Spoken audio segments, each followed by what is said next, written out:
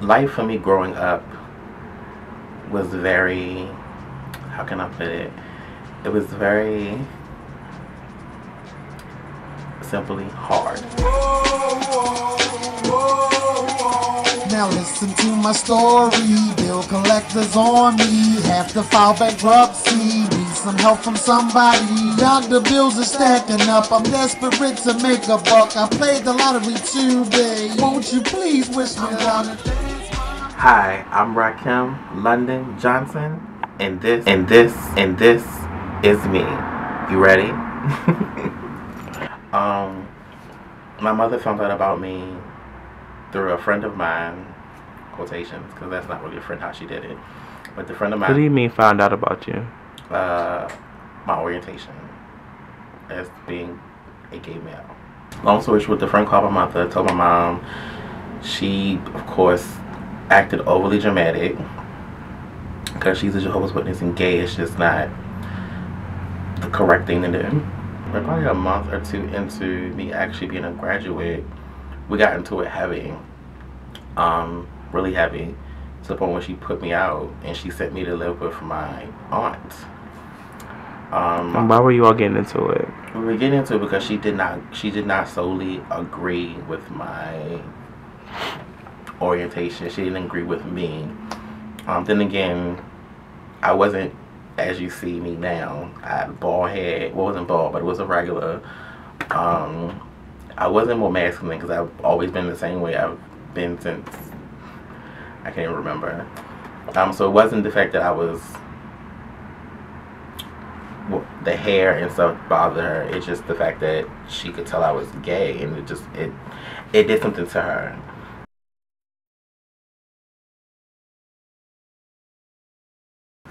Then it's like the same cycle kept happening. That's when the hair started with my aunt.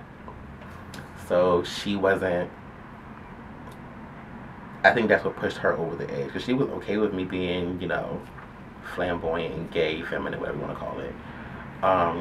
But when I decided I wanted to grow my hair, I mean. So you grew your hair out how it is now? I grew my hair out, but it wasn't as long as it is now. It was like this long, and I had the fake twist put in it. She thought as though I was trying to be a girl. And back in this time, I really wasn't. I didn't even notice that I looked like a girl. To me, I looked like me. Just had hair. So with that being said, same cycle, left out, and somehow I made it to Baltimore. I don't know how. I just made it here. Let it bump though.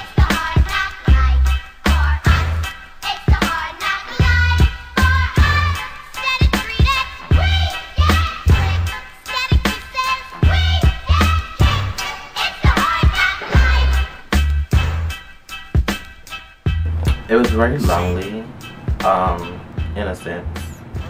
Not necessarily the physical aspect lonely, but more like the mental and the emotional aspect. I was very, very lonely.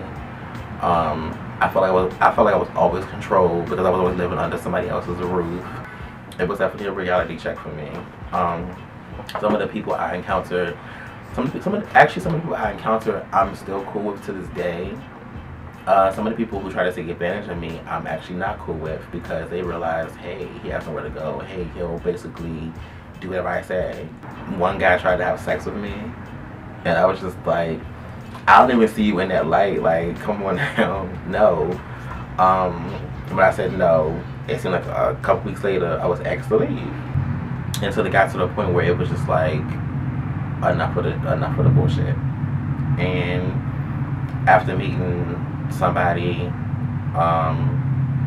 who kind of like, I guess you could say kind of changed my life in a sense. I got my shit together. I got a job.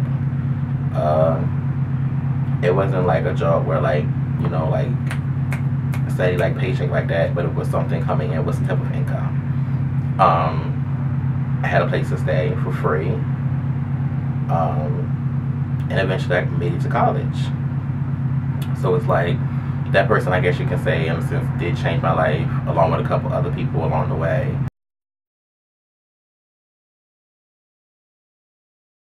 How did I get into the world of drag? Oh, God.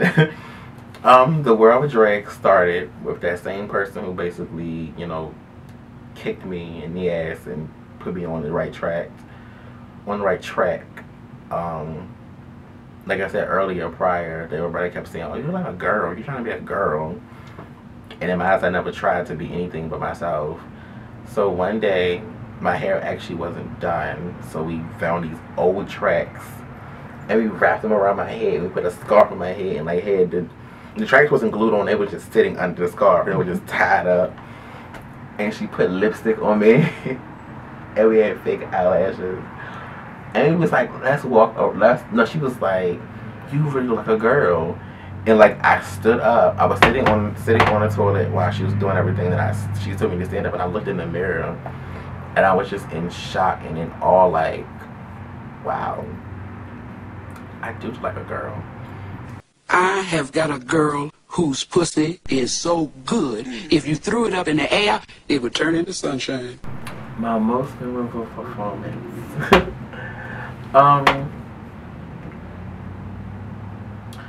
I would have to say my Pride performance. Because it was very stressful, and everyone treated me like a celebrity that day. Like it was really cool. Like I said earlier, all I want to be is loved. And that day I was.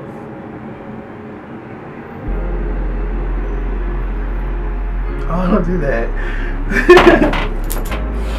But yes, that was definitely my most memorable moment. What do you remember the most about that day? Just everyone being there for me. Regardless of me yelling, screaming, bitching, everyone was there for me. And everybody was just so proud of me. It was just, because I never really had that from my mother, and to see people who I don't know that well to be proud of me was just crazy. You'll do anything for me.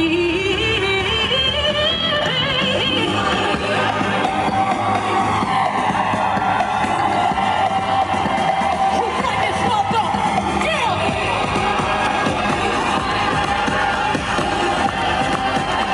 Who got this mother? Go!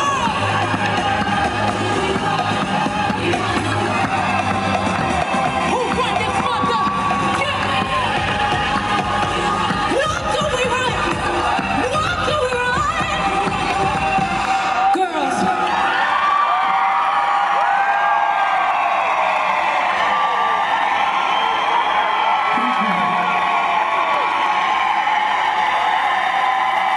I framed the world. I guess, yes, it did. It showed people how powerful I was. Because in the community, I'm not going to say my voice goes unheard, but sometimes I'm overlooked. And I guess it made a statement, and it made a stamp on Baltimore. If I had to tell somebody something that would help them get through what I went through, all I would say was simply, it gets better. I'm living for real. Dance my pain away. I got problems. Dance my pain away. I got problems. Whoa, whoa, yeah. Whoa, whoa, yeah. Whoa, whoa, yeah. Whoa, whoa, yeah. I just got laid off today. What you think wifey gonna say? I'll just have to hope and pray. Rain, rain, go away.